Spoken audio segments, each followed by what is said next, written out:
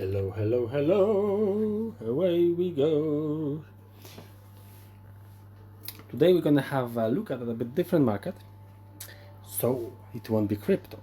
Crypto obviously is our choice number one. However, today, because of what is happening in the world, we're gonna talk about a company, regular company with regular shares. And what is happening in the world? So we have Iran and Venezuela, countries with massive oil fields being liberated by America. So obviously we will have some American interest, American companies involved in a rebuilding of those, or should I say, a rebuilding of those countries. If Venezuela may be a simple case and very probable case, Iran may be a bit more difficult, and Americans must have a lot of luck to be able to do that. However, in both cases, even if only Venezuela will go through, companies that I want to present today should benefit greatly. And the company I'm talking about is SLB, formerly known as Schlumberger. This is the company that will not drill. This is the company that is providing tools or equipment for the oil industry.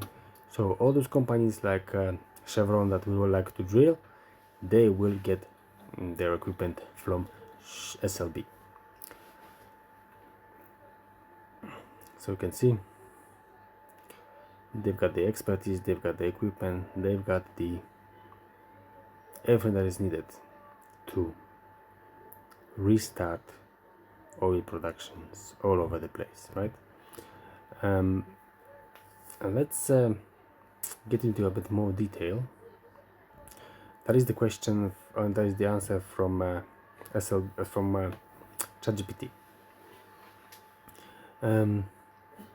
So your intuition on SLB as a geopolitical rebuild play is actually quite aligned with how many macro energy analysts are thinking about right now. Let me break it down. So why SLB is one of the purest rebuild industry plays?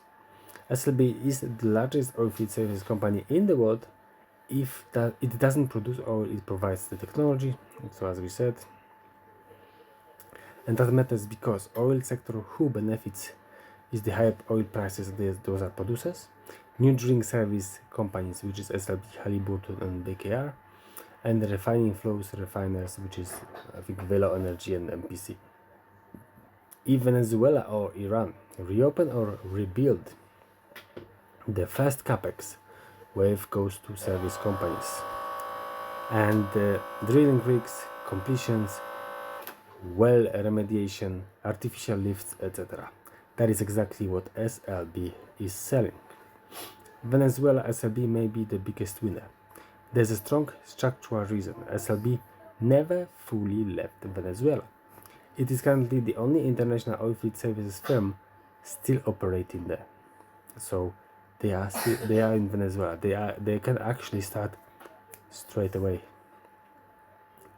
if needed. Historically, it generated 1 billion plus annual revenue only from Venezuela, ignoring anything else. It kept staff, equipment and infrastructure in country.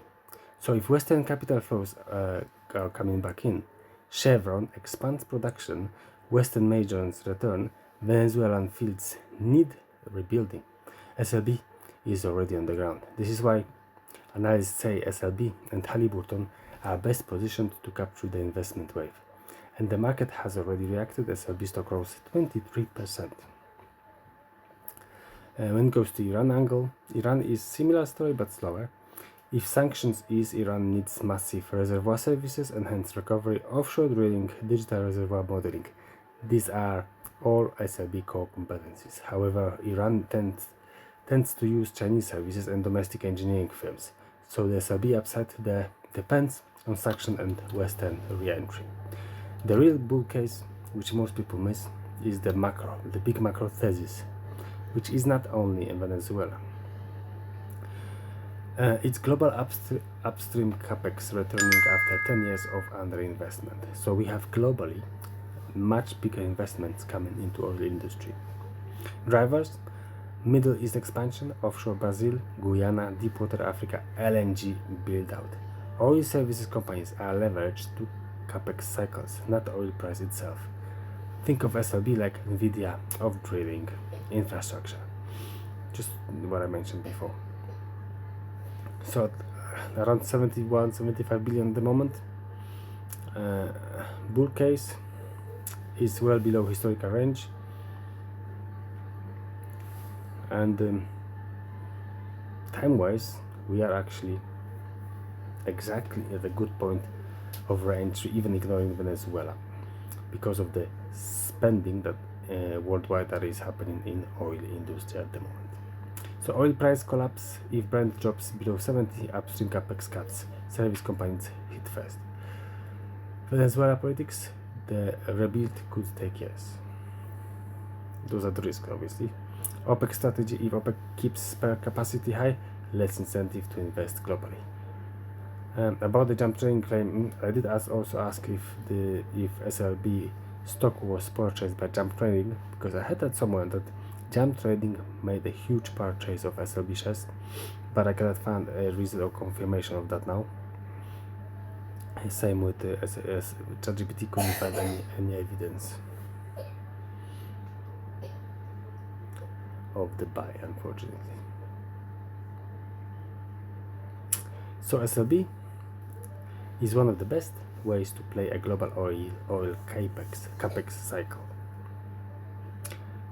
So take it into account, have some research. Obviously on this channel we do not offer any investment advice, just suggestions of any reactions you can make in your portfolio to what's happening in the world.